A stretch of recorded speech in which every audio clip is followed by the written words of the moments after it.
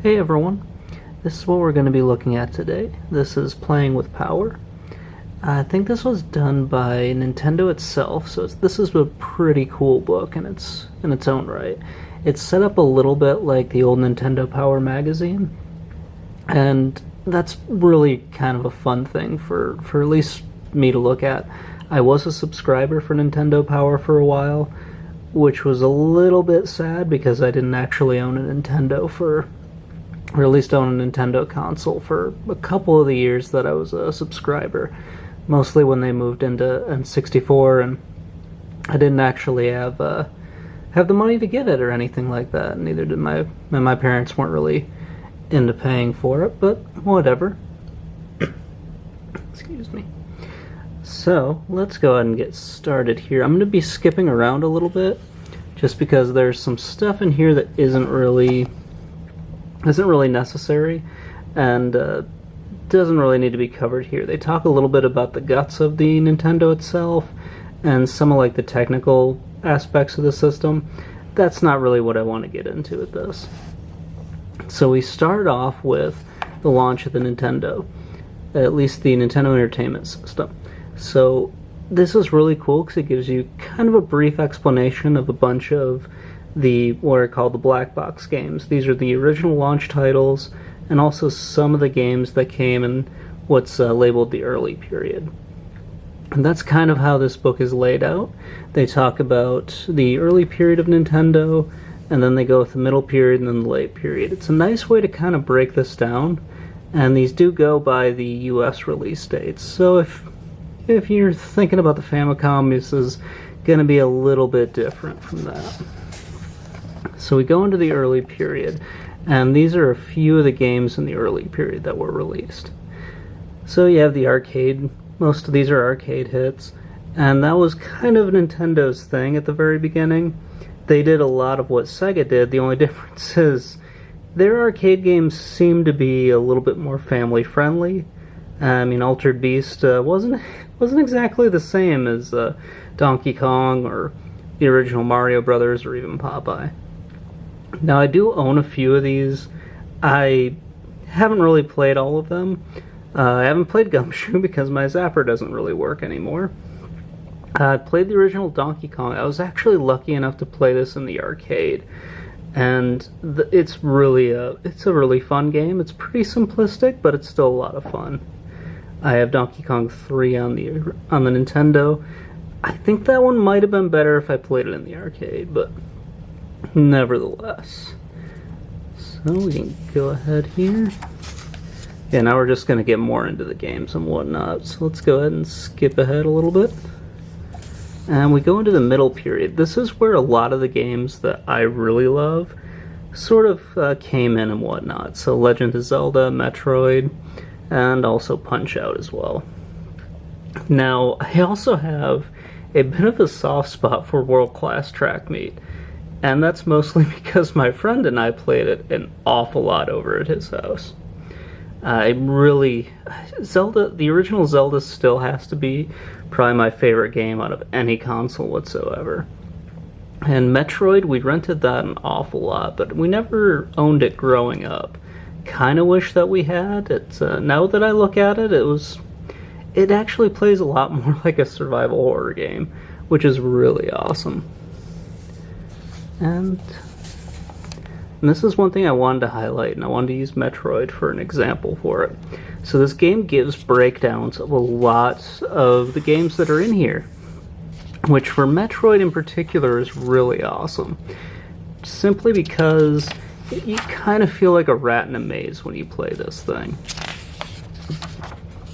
So you can just see the overall layout for a lot of these levels. It's really, really complex, especially for an 8-bit game, just simply because of how crazy it can actually be. So just think of like a 6 or I think it was 5 or 6 when this game came out, and just imagine me getting thrown into this thing. This is one of those games that I don't think I was emotionally ready for growing up. It's a little bit like how I got tossed into like Mega Man and that sort of thing. This isn't one of the games that you think of when you think of like the NES hard mode, but it's up there. Another cool thing that this book does is they lay out the classified information. This is something you would have seen if you had a Nintendo Power. They usually had these little sections in the book, in the magazine every once in a while, just to give you like a few tips and tricks on how to actually get through the games. That's how incredibly crazy these games were, especially for kids trying to figure out how to play them. Okay, now we go into the late period.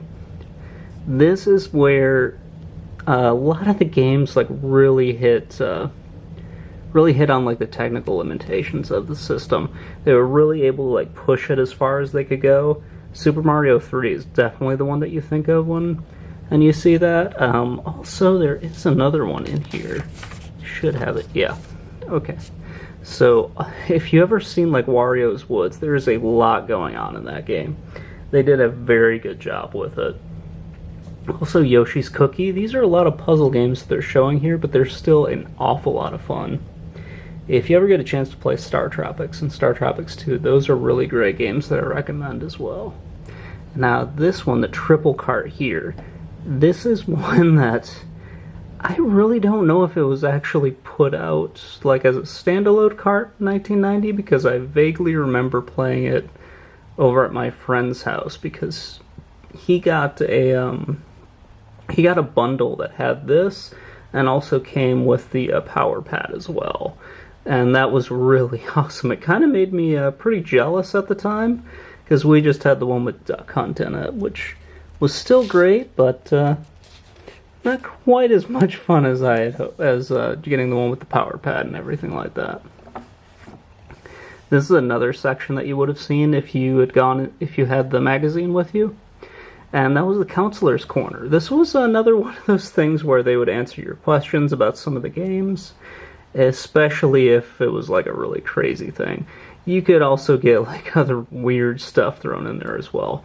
And they got a little salty near the end of it as well, when I think there's one where the guy asked them why they were targeting mostly kids, and they answered back with a pretty snarky response.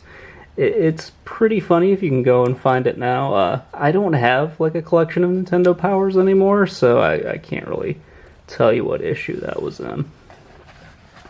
And the last pretty cool thing in here are a lot of the NES peripherals that they show, which are kind of, most people know about these now. There's always one or two that gets thrown into these things that I had no idea what the heck it was.